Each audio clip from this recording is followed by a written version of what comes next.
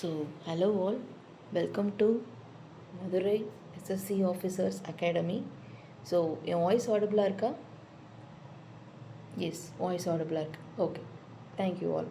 So இன்றைக்கி நம்ம பார்க்க போகிற டாபிக் வந்து என்ன அப்படின்னா பிளட். ஓகேவா? ஸோ இப்போ நம்ம வந்து செல் பார்த்தோம், செல்லோட டைப்ஸ், டிவிஷன் எல்லாமே பார்த்தோம். ஸோ இப்போ அடுத்து நம்ம பார்க்க போகிற ஒரு மோஸ்ட் இம்பார்ட்டண்ட் டாபிக், முக்கியமாக ஆர்ஆர்பிக்கு ரொம்ப ஃபேவரான டாபிக் இது. So blood. ஸோ நம்ம சயின்ஸ் சீரீஸில் பார்க்க போகிற தேர்ட் டாபிக் இது. ஸோ இது வந்து இப்போ நீங்கள் இந்த கிளாஸ் அப்படின்றத தாண்டி நீங்கள் வந்து ஏதாவது ஒரு ஒர்க் பண்ணிகிட்டே கூட நம்ம இந்த கிளாஸை நீங்கள் கேட்கலாம். ஓகேவா? ஸோ அந்தளவுக்கு ரொம்ப ஃப்ரெண்ட்லியாக தான் நம்ம இது ஒரு இன்ட்ராக்ஷன் மாதிரி தான் அந்த கிளாஸே இருக்கும். ஸோ தட் நீங்கள் இதுக்குன்னு உட்காந்து டைம் ஸ்பெண்ட் பண்ணணும்னு அவசியம் இல்லை. நீங்கள் ஏதாவது ஒர்க் பண்ணிகிட்ருக்கிறவங்களா இருப்பீங்க. ஸோ அந்த மாதிரி இருக்கிற ஒரு ஒர்க்கிங் ப்ரொஃபஷனல்ஸ் கூட நம்ம வீடியோஸ் பார்க்கலாம். ஸோ தட் உங்களுக்கு உட்காந்து பார்க்குறதுக்கு டைம் இல்லை அப்படின்னா கூட இது ஃபுல்லாக நீங்கள் கேட்க உங்களுக்கு வந்து ஃபுல்லாகவே மெமரி ஆகும். ஸோ அந்தளவுக்கு ரொம்ப ஃப்ரெண்ட்லியாக தான் நம்மளோட வீடியோஸ் இருக்கும், இன்ட்ராக்டிவாக தான் இருக்கும். ஸோ இப்போது ஃபர்தராக நம்ம வீடியோக்குள்ளே போகலாம். ஸோ உங்களோட ஃபீட்பேக் என்ன அப்படின்றத நீங்கள் கண்டிப்பாக நம்ம கமெண்ட்ஸில் சொல்லுங்கள். ஓகேவா? ஸோ இந்த வீடியோ எண்டில் நம்ம பிளட் டாப்பிக்காக ஃபுல்லாக முடிக்க போகிறோம். ஓகேவா? ஸோ அதுதான் இப்போ நம்ம பார்க்க போகிறோம். ஸோ ஃபர்ஸ்ட் பிளட்டு, நம்மளோட ஹியூமன் பிளட்டு தான் நம்ம இதில் ஃபுல்லாக டிஸ்கஸ் பண்ண போகிறோம் இந்த வீடியோவில். ஸோ பிளட்டோட பிஹெச் வேல்யூ அப்படின்னு பார்க்குறப்போ 7.4 விச் இஸ் ஸ்லைட்லி பேசிக். ஓகேவா? ஸோ ஆல்கலைனாக இருக்கும். ஸோ பிஹெச் வேல்யூ அப்படின்னு பார்க்குறப்போ 1லேருந்து 7 வரைக்கும் இருந்தால் அதை வந்து நம்ம அசிடிக்குன்னு சொல்லுவோம். 7க்கு அப்புறம் 7லேருந்து 14 இருந்துச்சு அப்படின்னா நம்ம அதை என்னன்னு சொல்லுவோம்னா ஸ்லைட்லி பேசிக் அப்படின்னு நம்ம வந்து சொல்லுவோம். ஓகேவா? So blood is a fluid connective tissue. So இது வந்து நம்ம ஆல்ரெடி லாஸ்ட் கிளாஸில் பார்த்தோம். நம்ம ஹியூமன் டிஷ்யூஸ் என்னென்னு பார்த்தோம் நம்ம ஃபுல்லாக.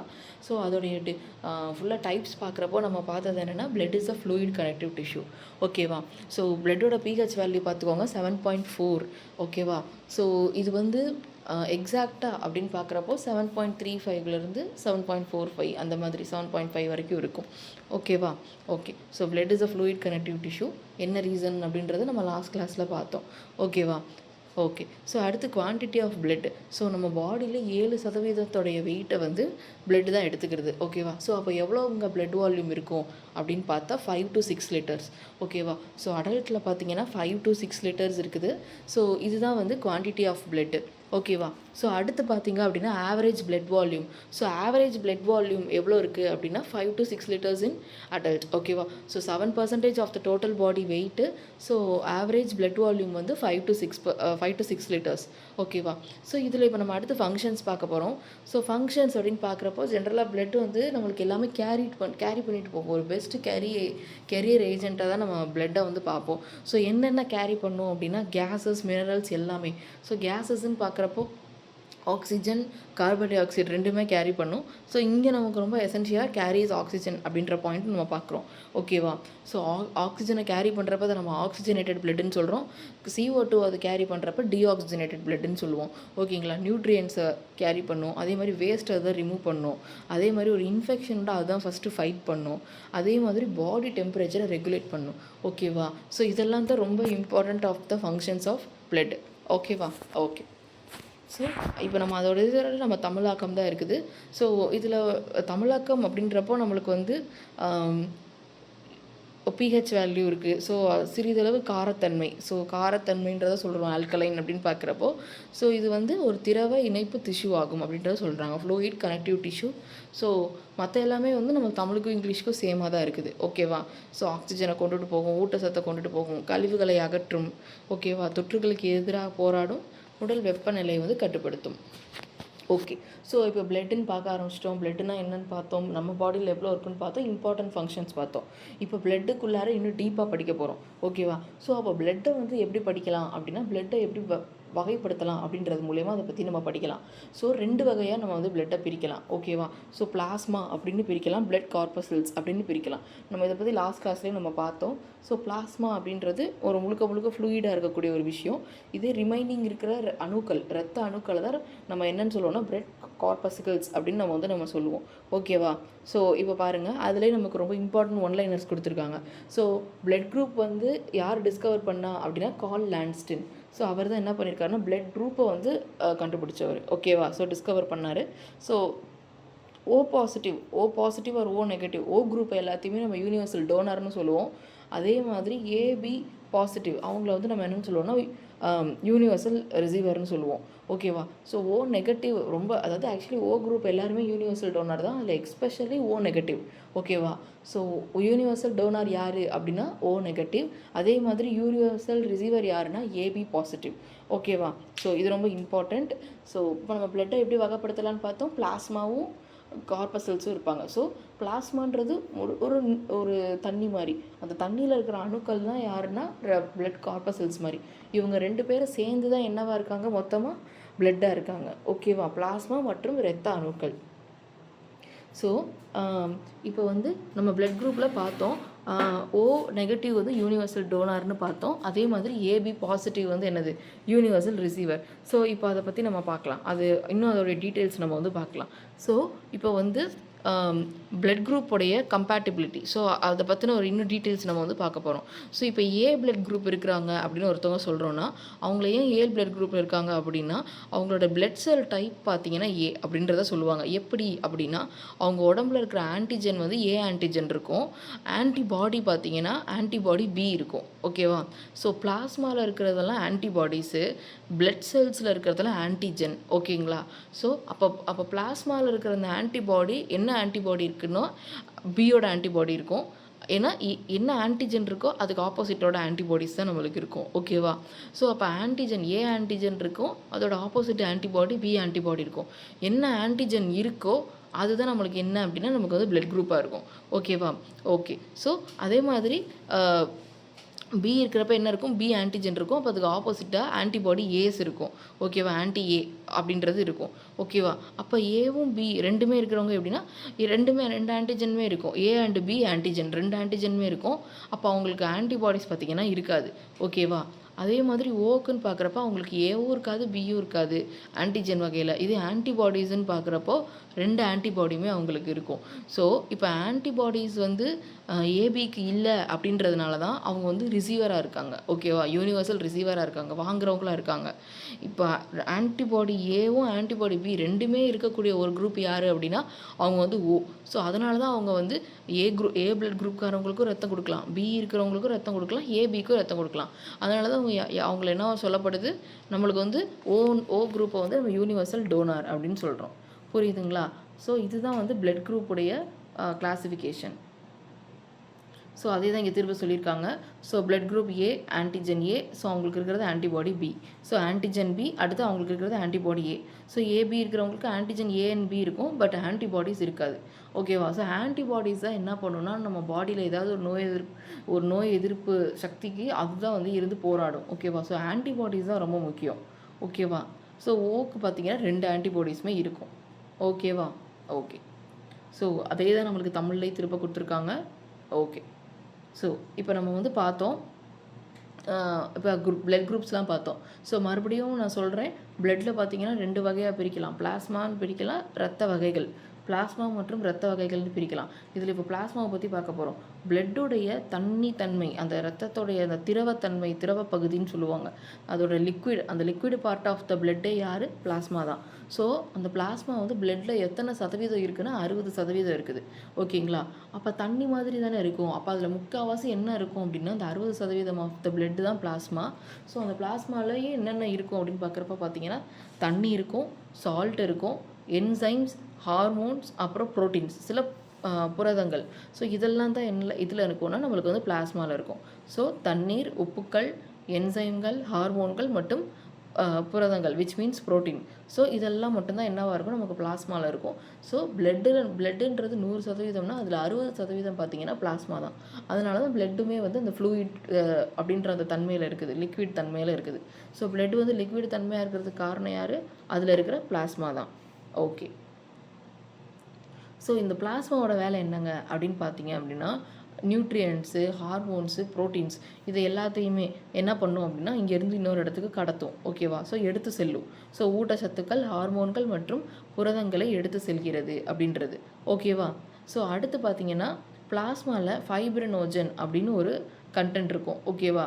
ஸோ அதுதான் என்ன அப்படின்னா நம்ம பாடியில் ரொம்ப இம்பார்ட்டன்ட். ஸோ வந்து சீரம் அப்படின்றத நம்ம அதை மென்ஷன் பண்ணுவாங்க. ஸோ பிளாஸ்மாவில் இருக்கிற அந்த ஃபைப்ரினோஜன் என்னவா மாறும் அப்படின்னா வந்து சீரமாக இருக்கும். ஸோ ஃபைப்ரினோஜன் அப்படின்றது ஃபைப்ரின் அப்படின்ற ஒரு விஷயமாக மாறி நம்மளுக்கு வந்து என்னவா இருக்கும் அப்படின்னா வந்து பிளட் கிளாட்டிங்க்கு ரொம்ப ஹெல்ப் பண்ணும். ஓகேவா? ஸோ அது ரொம்ப முக்கியம். ஸோ பிளாஸ்மாவில் இருக்கிறவங்க தான் வந்து நமக்கு நியூட்ரியன்ஸை கடத்துவாங்க, ஹார்மோன்ஸ் அண்ட் ப்ரோட்டீன்ஸை கடத்துவாங்க. அவங்க தான் வந்து என்ன பண்ணுவாங்கன்னா ஒரு நோய் எதிர்ப்பு சக்தி டயத்துலையுமே வந்து நம்மளுக்கு வந்து போராடுவாங்க. ஸோ இது ரொம்ப முக்கியம்.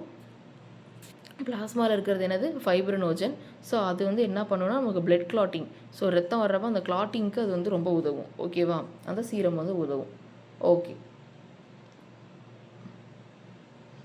ஸோ இங்கே பாருங்கள், இப்போ நம்ம பிளட்டோடைய ப்ரெசன்ட் வால்யூம் அப்படின்றத பார்க்குறோம். ஸோ பார்த்தீங்கன்னா பிளாஸ்மா வந்து 55%. ஸோ ஃபார்ம்டு எலமெண்ட்ஸ் அப்படின்னு சொல்லுவோம் இல்லையா, அதான் பிளட் கார்பஸ்கிள்ஸ். ஸோ அது எவ்வளோ பாருங்கள், 45. ஓகேவா? ஸோ இதுதான் ரொம்ப முக்கியம். ஸோ இதில் வந்து இப்போ இந்த பிளாஸ்மா 55% பாருங்கள், 91% அதில் தண்ணி தான் இருக்குது. ஒரு 7% ப்ரோட்டீன், அப்புறம் மற்ற எல்லாம் ஒரு 2% இருக்குது. ஓகேவா? ஸோ அந்த ப்ரோட்டீனில் பாருங்கள், ஆல்புமின், குளோபுலின் அண்டு ஃபைப்ரினோஜன், இவங்க 3 பேரும் அதில் ரொம்ப இம்பார்ட்டண்ட். ஓகேவா? ஸோ ப்ரோட்டீன்ஸ் ஆஃப் பிளாஸ்மா அப்படின்னு யார் சொல்லுவாங்க, ஆல்புமின், குளோபுலின் அண்டு ஃபைப்ரினோஜன். ஓகேவா? வேறு என்னென்ன இருக்குன்னு பார்க்குறப்போ வேஸ்ட் ப்ராடக்ட், நியூட்ரியன்ஸ், அயான்ஸ் எல்லாம் இருக்கும். ஓகேவா? ஓகே. ஸோ இப்போ அப்படியே இங்கே பார்த்தோம் அப்படின்னா நமக்கு வந்து பிளட் கார்பஸ்கிள்ஸ் அப்படின்னு பார்த்தோம். ஸோ பாருங்கள், அதில் பிளேட்லெட்ஸு, WBC, RBC இதான் வந்து இதோடைய இது கவுண்ட்டு. ஓகேங்களா? RBC பாருங்கள், மொத்தம் 4.2லேருந்து 6.2 மில்லியன் RBC வந்து இருக்குது. இதே ஒயிட் பிளட்ஸ் பார்த்தீங்கன்னா 5லேருந்து 10,000 ஒயிட் பிளட் செல்ஸ் இருக்கும். அது WBC அப்படின்னு சொல்லுவாங்க. அடுத்து பார்த்தீங்க அப்படின்னா பிளேட்லெட்ஸு, அது பாருங்கள் 250லேருந்து 400 ஆயிரங்கள் பிளேட்லெட்ஸ் வந்து இருக்குது. ஓகேவா? ஸோ இதுதான் வந்து ரொம்ப முக்கியம். இதில் இந்த பிளேட்லெட்ஸ் வந்து என்ன பண்ணுன்னா நம்மளுடைய இம்யூனிட்டி பவரை பூஸ்ட் பண்ணும். ஒயிட் பிளட் செல்ஸுமே வந்து நம்மளுடைய உடம்புல ஏதாவது ஒரு கிருமி வந்து அதை எதிர்த்து போராடுறதுக்கு உதவும். இதே RBC வந்து முக்கியமாக நம்ம பாடியோட ஹீமோக்ளோபின் அண்ட் ஆல்சோ நம்மளுடைய ஆக்சிஜன் அண்ட் கார்பன் டை ஆக்சைடை எடுத்து செல்வது யார் அப்படின்னா வந்து RBC தான். ஓகேவா? ஸோ இந்த ஒயிட் பிளட் செல்ஸோட வகைகள் கொடுத்துருக்காங்க. Neutrophil, lymphocyte, monophil, eosinophil and basophil. ஓகேவா? ஸோ இப்போ WBC அப்படின்னு நம்ம பார்த்துட்டோம்னா அதில் அதிகமாக நமக்கு காணப்படுறது யார், நியூட்ரோஃபில் தான். ஸோ அதனால தான் அது 60லேருந்து 70% இருக்குது. அடுத்து லிம்போசைட், மோனோசைட். ஸோ அப்படியே ஈஸியாக ஞாபகம் வச்சுக்கோங்க. மொத்தம் 3 ஃபில்ஸ் வரும், நியூட்ரோஃபில், ஈஸ்னோஃபில், பேசோஃபில் அப்படின்னு 3 phil, 2 cytes, lymphocyte, monocyte, large, mono அப்படின்ற மாதிரி ஞாபகம் வச்சுக்கோங்க. So lymphocyte, monocyte. அடுத்து இங்கே பார்த்தீங்கன்னா நியூட்ரோஃபில், ஈஸ்னோஃபில் அண்டு பேசோஃபில். ஓகேவா? ஓகே. ஸோ இப்போ நம்ம அடுத்து பார்க்கலாம். ஸோ பிளாஸ்மா ப்ரோட்டீன்ஸ்னு நம்ம பார்த்தோம். 3 வகையான பிளாஸ்மா ப்ரோட்டீன் பார்த்தோம். ஆல்புமின், ஃபைப்ரினோஜன் அண்டு குளோபுலின் அப்படின்னு நம்ம வந்து பார்த்தோம். ஸோ இதில் அந்த குளோபுலின் தான் நம்மளுக்கு ரொம்ப அதிகமான பகுதி, 65லேருந்து 85 இருக்குது. ஓகேவா? பர்சன்டேஜ் அளவில். ஸோ 35லேருந்து ஒரு 50% ஆல்புமின் இருக்குது. ஃபைப்ரினோஜன் 2 to 4 தான் இருக்குது. ஓகே. இப்போ அடுத்து பாருங்கள், பிளட் கார்பஸ்கிள்ஸ். ஸோ நம்ம பார்த்தோம் ரிமைனிங் பிளாஸ்மா 60%னா மிச்சம் 40% யார், இந்த பிளட் செல்ஸ் தான். ஸோ 40% அவங்க இருக்காங்க. அந்த 40%த்தில் இருக்கிற செல்ஸில் மொத்தம் எத்தனை இருக்குது, 3 இருக்குது. RBC, WBC and blood platelets. ஓகேவா? ஸோ இப்போ வந்து நான் சொல்கிறேன் பாருங்கள், பிளட்டு 2ஆக பிரியுது, plasma and blood corpuscles. Plasma எத்தனையாக பிரியுது, நம்மளுக்கு அந்த 3 இதுவாக பிரியுது. ஃபஸ்ட்டு வந்து என்ன சொல்லுவாங்க அப்படின்னா ப்ரோட்டீன், வாட்டர், அப்புறம் அதர் சப்ஸ்டன்ஸ் அப்படின்னு சொல்லுவாங்க. அதில் வாட்டர் தான் அதிகம், 90%. என்ன, அந்த ரிமைனிங் இருக்கிற 10%த்தில் ப்ரோட்டீன் இருக்கும். ஸோ இந்த ப்ரோட்டீனில் பார்த்தீங்கன்னா 3 வகை, ஆல்புமின், குளோபுலின் அண்டு ஃபைப்ரினோஜன் அப்படின்னு 3 பேர். அப்புறம் தண்ணி, அப்புறம் அதர் சொல்யூட்ஸ்ன்னு பார்க்குறப்ப என்ன இருக்குது, சும்மா சின்ன சின்ன நியூட்ரியன்ஸு, வேஸ்ட் பார்ட்டிகல்ஸ் அதெல்லாம் அதரில் இருக்கும். ஓகேவா? பிளாஸ்மாவோட இப்போ ஃப்ளோ சார்ட் முடிஞ்சுதா, பிளட்லேருந்து பிளாஸ்மா 60%, பிளாஸ்மாவில் வந்து இது ப்ரோட்டீனு, தண்ணி, அதர் நியூட்ரியன்ஸ். அந்த ப்ரோட்டீன் பார்த்திங்கன்னா 3 வகை. இப்போ அப்படியே இந்த பக்கம் பாருங்கள், இந்த பக்கம் பார்த்தீங்க அப்படின்னா பிளட் கார்பஸ்கிள்ஸ். ஸோ அது பார்த்தீங்கன்னா 3ஆக இருக்கும், RBC, WBC அண்டு பிளேட்லெட்ஸு. அதில் WBCயில் 5 வகை பார்த்தோம், 3 ஃபில்ஸு, 2 ஃபைட்ஸு. ஸோ நியூட்ரோஃபில், பேசோஃபில், ஈசனோஃபில்னு 3 பேர், NBE அப்படின்னு ஞாபகம் வச்சுக்கோங்க. ஓகேவா? ஓகே. அடுத்து இங்கிட்டு பார்த்தீங்க அப்படின்னா வந்து 2 சைட்ஸு, லிம்போசைட், மோனோசைட். ஓகேவா? ஓகே. ஸோ இப்போ WBC என்ன பார்த்தோன்னா இம்யூனிட்டி அப்படின்னு பார்த்தோம். ஸோ பிளேட்லெட்ஸ் பார்த்தீங்கன்னா பிளட் கிளாட்டிங்க்கு உதவுது அண்ட் ஆல்சோ அவங்களுமே என்ன பண்ணுவாங்க, இம்யூனிட்டிக்கு ஹெல்ப் பண்ணுவாங்க. ஸோ RBC அப்படின்றது நம்ம பார்த்தோம், கேரி ஆக்சிஜன், ஹீமோக்ளோபின் அதில் இருக்கும். அதே மாதிரி 4.2 மில்லியன்லேருந்து 6.2 மில்லியன் வரைக்கும் இருப்பாங்க. ஓகேவா? ஸோ RBCயை நம்ம என்னன்னு சொல்லுவோம்னா எரித்ரோசைட்ஸ் அப்படின்னு சொல்லுவோம், எரித்ரோசைட்ஸ். ஓகேவா? அதே மாதிரி ஒயிட் பிளட் செல்ஸ் வந்து லியூக்கோசைட்ஸ்னு நம்ம வந்து சொல்லுவோம். அடுத்து பிளேட்லெட்ஸை பார்த்தீங்கன்னா த்ரோம்போசைட்ஸ் அப்படின்னு சொல்லுவோம். ஓகேவா, சும்மா ஞாபகம் வச்சுக்கோங்க. தட்டுன்னா பிளேட்டுன்னு சொல்லுவோம்ல. தட்டு தட்டுன்றது த்ரோம்போ. ஸோ தட்டுன்றது த்ரோம்போ அப்படின்னு ஞாபகம் வச்சுக்கோங்க.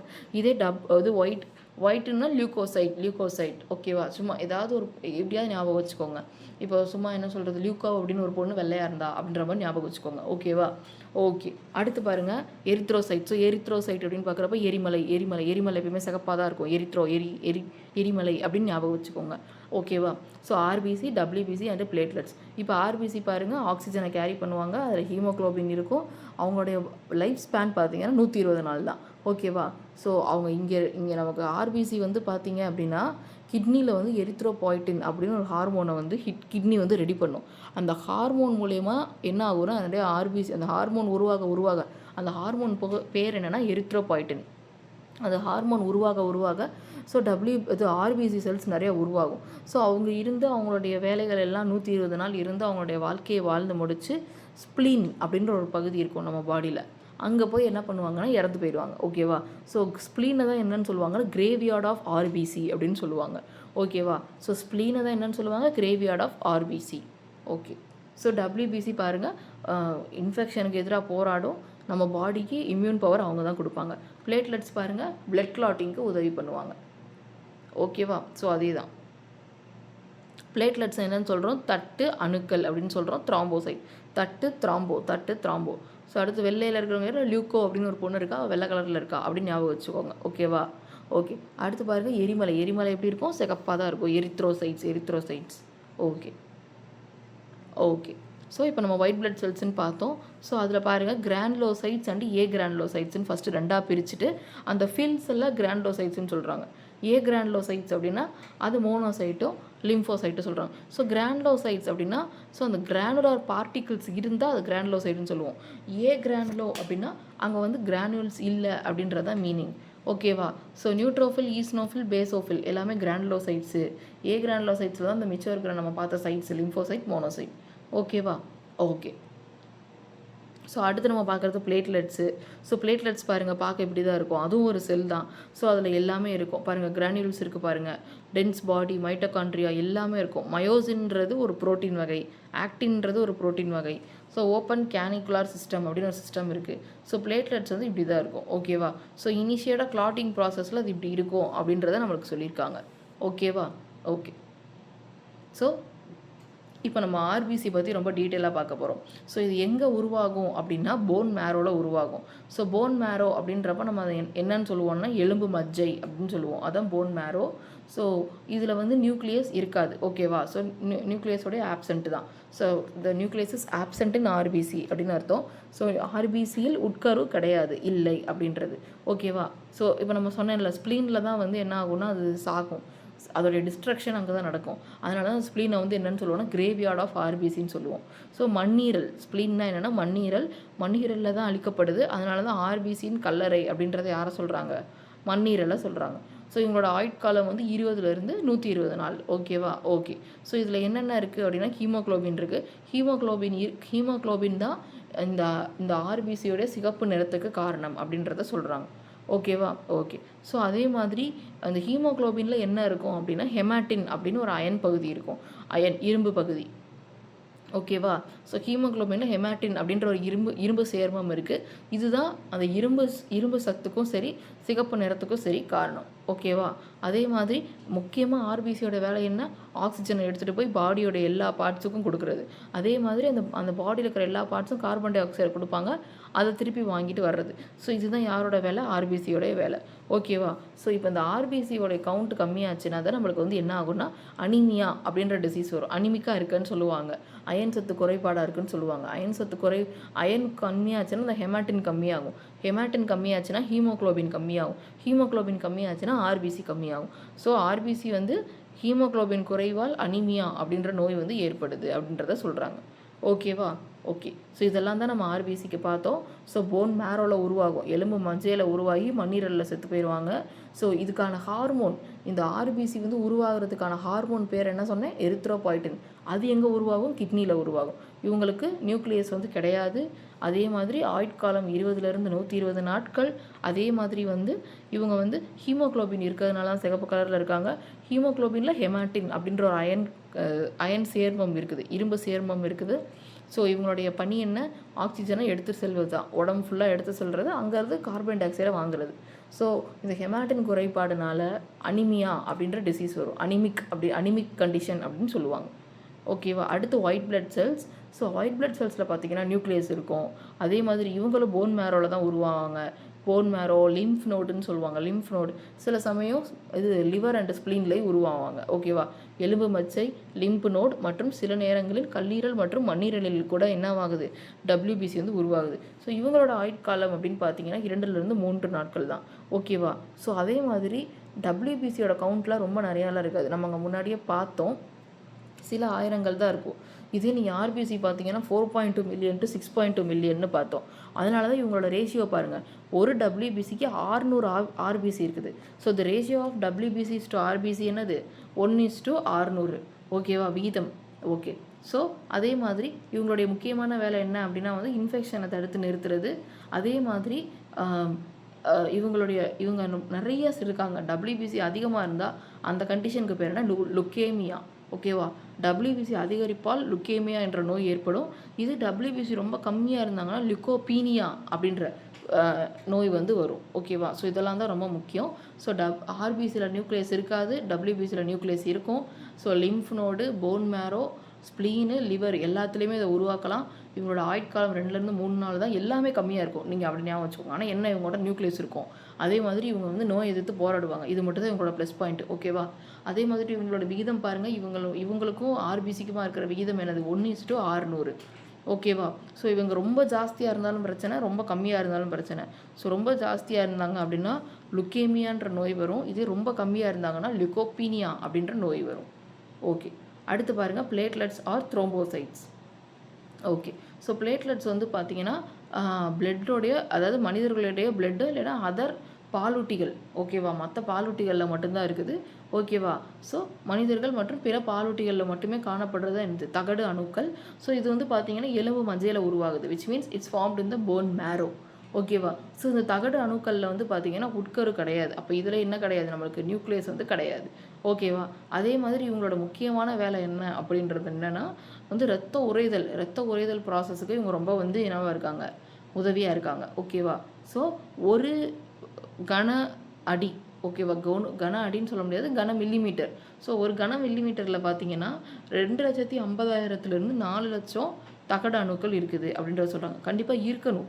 இது கம்மியாக இருந்துச்சுனாலே நிறையா ப்ராப்ளம் வரும், அதனால் நிறைய டிசீஸ் வரும். ஓகேங்களா. ஸோ நிறைய நோய்கள் வரும்.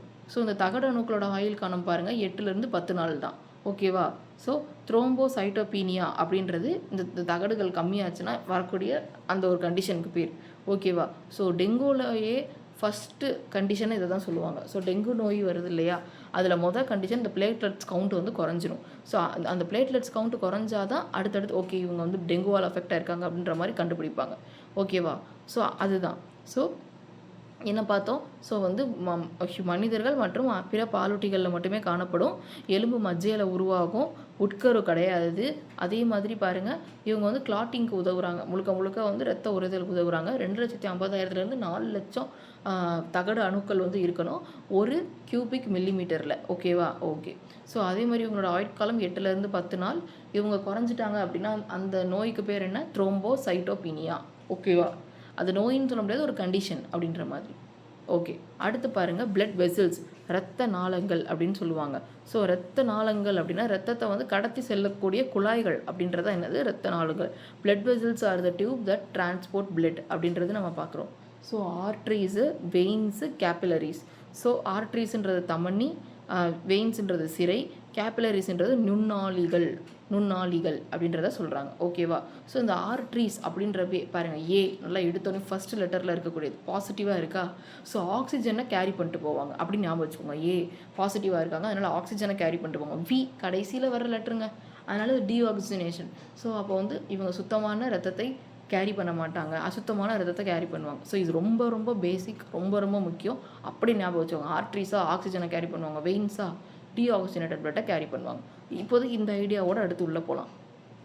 பாருங்கள், ஆர்ட்ரிஸுடைய அந்த குழாய்கள் பார்த்திங்கன்னா திக்காகவும் எலாஸ்டிக்காகவும் இருக்கும். அதே மாதிரி இவங்க வந்து பிளட்டை வந்து ஹார்ட்லேருந்து எடுத்துகிட்டு போவாங்க. அப்போ ஹார்ட் என்ன பண்ணுன்னா சுத்தமான ரத்தத்தை தான் வச்சுருக்கோம். அதனால் சுத்தமான ரத்தத்தை எடுத்துகிட்டு போய் பாடியில் எல்லா பார்ட்ஸுக்கும் கொடுப்பாங்க. ஓகேவா? ஸோ அப்போ வந்து என்னவாகுது, ஆக்சிஜனேட்டட் பிளட்டு, சுத்தமான ரத்தத்தை தான் எல்லா பக்கமும் கொடுப்பாங்க. எங்கே அப்படின்னா பல்மனரி ஆர்ட்ரியில் மட்டும் டீஆக்சிஜனேட்டட் பிளட் வந்து போகும் அப்படின்ற சொல்லுவாங்க. எல்லா ஆர்ட்ரியிலையுமே ஆக்சிஜனேட்டட் பிளட்டு தான். அப்போ பல்மனரி ஆர்ட்ரியில் மட்டும் என்ன இருக்கும், டீஆக்சிஜனேட்டட் பிளட் இருக்கும். இது ரொம்ப ரொம்ப முக்கியம். ஏன் பல்மனரி ஆர்ட்ரியில் மட்டும் அப்போ டீஆக்சிஜனேட்டட் பிளட் இருக்குது அப்படின்னா, பல்மனரி ஆர்ட்ரி அப்படின்னா என்ன அப்படின்னா நம்மளுடைய லங்ஸுக்கு போகக்கூடிய ஆர்ட்ரிஸ். ஸோ லங்ஸ் தான் என்ன பண்ணுதுன்னா நம்மளுக்கு வந்து ரத்தத்தை சுத்தப்படுத்துது. அதனால் அப்போ லங்ஸுக்குள்ளே போகிறது என்னவாக இருக்குன்னா சுத்தமில்லாத ரத்தமாக இருக்கும். அதனால தான் அப்போ ஆர்ட்ரின்றது என்னென்னா போகிற வழி. ஓகேவா? ஸோ அதனால் பல்மனரி ஆர்ட்ரி வந்து சுத்தமில்லாத ரத்தத்தை எடுத்துகிட்டு போகும்.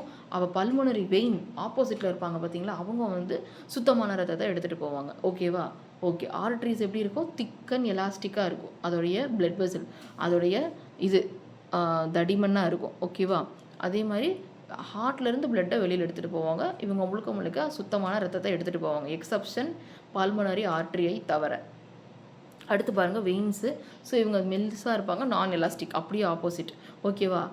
இப்போ பிளட்டில் இது ஹார்ட்டில் இருந்து வெளியில் வர்ற பிளட்டு ஆர்ட்ரிஸ், அந்த குழாய்கள். ஹார்ட்டை நோக்கி போகிற குழாய்கள் அப்படின்றது யார், வெயின்ஸு. ஓகேவா? அதே மாதிரி இவங்க என்ன பண்ணுவாங்க, டீஆக்சிஜனேட்டட் பிளட்டு, சுத்தம் இல்லாத ரத்தம், அதை தான் வந்து என்ன பண்ணுவாங்கன்னா எடுத்துகிட்டு போவாங்க. ஓகேவா? ஓகே. அது சுத்தம் இல்லாதன்றது நம்ம ஆக்சிஜன் இல்லாத ரத்தம் அப்படின்றத மீன் பண்ணுறோம். இதில் யார் exception, pulmonary vein. So pulmonary vein மட்டும் என்ன பண்ணுன்னா ஆக்சிஜனேட்டட் பிளட்டை தான் எடுத்துகிட்டு போகும். அதை தவிர்த்து இந்த உடம்புல இருக்கிற மித்த எல்லா வெயின்ஸுமே என்ன பண்ணுவாங்க, டீஆக்சிஜனேட்டட் பிளட்டை தான் எடுத்துகிட்டு போவாங்க. ஓகே. அடுத்து பாருங்கள் நுண்ணாளிகள். ஸோ கேபிலரிஸ், இவங்கெல்லாம் அங்கங்கே சின்னதாக இருக்குது பிளட் வெசல்ஸ். ஸோ இவங்க என்ன பண்ணுவாங்கன்னா ஆர்ட்ரிஸை வெயின்ஸை கனெக்ட் பண்ணுறவங்க. ஸோ இவங்களுடைய விட்டம், ஸோ டயாமீட்டர் பார்த்திங்கன்னா ரொம்ப குறைவு, 8 மைக்ரோமீட்டர். ஸோ அவ்வளோ கம்மியாக தான் இருக்கும். ஸோ அதான் அவங்களோட டயாமீட்டர். ஸோ இவங்களுக்குன்னு ஒரு சிங்கிள் செல் லேயர் தான் வந்து இருக்குது. ஓகேவா? ஸோ இதுதான் வந்து என்னதுன்னா நமக்கு கேபிலரிஸ். ஓகே. ஸோ அடுத்து பிளட்டோடைய ஃபங்க்ஷன்ஸ் அப்படின்னு நம்ம பார்க்க போகிறோம். ஸோ பிளட்டோட ஃபங்க்ஷன்ஸ் என்னென்ன அப்படின்றது நம்ம பேசிக்காக ஸ்டார்டிங்லேயே பார்த்தோம். இப்போ இன்னும் டீட்டெயிலாக பார்க்குறோம். ஸோ ஆக்சிஜன் அண்ட் கார்பன் டை ஆக்சைடை கடத்துறது, அதே மாதிரி உணவுன்றது நியூட்ரியன்ஸ் எடுத்துகிட்டு போகிறது, ஹார்மோன்ஸை கொண்டுட்டு போகிறது, கழிவுகளை வெளியேற்றுறது, ஸோ நோய் பாதுகாப்பு, ஸோ நோய்க்கு எதிராக போராடுறது. நோய்க்கு எதிராக யார் போராடுவா, WBC போராடும். ஓகேவா? அதே மாதிரி pH மற்றும் டெம்பரேச்சர், வெப்பநிலையை கட்டுப்படுத்தி அதை சமன் பண்ணுறது. ஓகேவா? அதே மாதிரி வாட்டரை பேலன்ஸ் பண்ணுறது. வாட்டர் பேலன்ஸ் பண்ணுறது யாரோட வேலை, பிளாஸ்மாவோட வேலை. ஏன்னா பிளட்டில் வாட்டர் கண்டென்ட்டே யார்கிட்ட அதிகமாக இருக்குது, பிளாஸ்மாட்ட தான் அதிகமாக இருக்குது. ஓகேவா? ஸோ இதெல்லாம் தான் என்னது நம்மளுக்கு பிளட்டுடைய ஃபங்க்ஷன்ஸ். ஓகே. இப்போ வந்து பார்த்திங்கன்னா நம்ம கண்டென்ட் ஃபுல்லாக பார்த்து முடிச்சிட்டோம். இப்போ நம்ம ஒரு சில கொஷின்ஸ் வந்து நம்ம வந்து பார்க்கலாம். ஓகேவா? ஸோ ஹீமோக்ளோபின் வந்து நம்ம பாடியில் எங்கே இருக்கும் அப்படின்னு கேட்டிருக்காங்க. ரொம்ப ஈஸியான கொஷின். ஸோ கண்டிப்பாக போன் கிடையாது, ஸ்வெட்டு வேர்வையில் கிடையாது, பைல் ஃப்ளூயிடுன்றது லிவரால் உருவாக்கப்படக்கூடிய ஒரு ஃப்ளூயிட் தான் என்னென்னா பைல் ஃப்ளூயிட், அங்கேயும் கிடையாது. அப்போ ஹீமோக்ளோபின் எங்கே இருக்கும், பிளட்டில் தான் இருக்கும். ஹீமோக்ளோபின் தான் சிகப்பு நிறத்துக்கு காரணம். டியூ டு அந்த ஹீமோக்ளோபினில் ஹெமாட்டின் அப்படின்னு ஒரு இது இருக்குது. ஓகேவா? அயன் சேர்மம் இருக்குது. ஓகேவா? ஓகே. அடுத்து பாருங்கள், ஹீமோக்ளோபினில் ப்ரெசென்ட் ஆகிருக்கிற மெட்டல் என்ன, இப்போ தான் நம்ம டிஸ்கஸ் பண்ணிட்டு இருந்தோம், அயன். அந்த ஒரு அயன் சேர்மம் ஹெமாட்டின் அப்படின்ற ஒரு அயன் சேர்மம் வந்து ஹீமோக்ளோபினில் இருக்குது. அதுதான் வந்து ஹீமோக்ளோபினுடைய சிகப்பு நிறத்துக்கு காரணம். ஹீமோக்ளோபின் பிளட்டில் இருக்குது. ஓகேவா? ஓகே. அடுத்த கொஸ்டின் பாருங்கள், இம்பியூர் பிளட், சுத்தமில்லாத ரத்தம். ஸோ அப்போ டீஆக்சிஜனேட்டட் பிளட்டை யார் கேரி பண்ணிட்டு போகிறா அப்படின்னு. நம்ம தான் ஆர்ட்ரிஸ்னால் ஆக்சிஜனேட்டட் பிளட்னு பார்த்தோம்ல, அப்போ இம்பியூர் பிளட்னா வெயின் தான் அப்படின்னு போட்டக்கூடாது. ஏன்னா நம்ம எக்ஸப்ஷனல் கேஸ் பார்த்தோம். ஸோ பல்மனரி ஆர்ட்ரி தான் என்ன பண்ணுது, நம்மளுக்கு வந்து டீஆக்சிஜனேட்டட் பிளட்டை கொண்டு போகுது. ஸோ அந்த எக்ஸப்ஷனல் கேஸ் தான் answer. So option C is the answer. Pulmonary vein அப்போ என்ன பண்ணுது, ஆப்ஷன் ஏ, அவங்க வந்து ஆக்சிஜனேட்டட் பிளட்டை வந்து கேரி பண்ணுறாங்க. ஓகேவா? ஸோ ஆல்வியோலை அரோட்டாலாம் இதில் வராது. ஆல்வியோலை வந்து நம்ம லங்ஸில் இருக்கக்கூடிய ஒரு பகுதி. அதே மாதிரி அரோட்டா அப்படின்றது நமக்கு ஹார்ட்டில் இருக்கக்கூடிய பகுதி. ஓகேவா? ஓகே.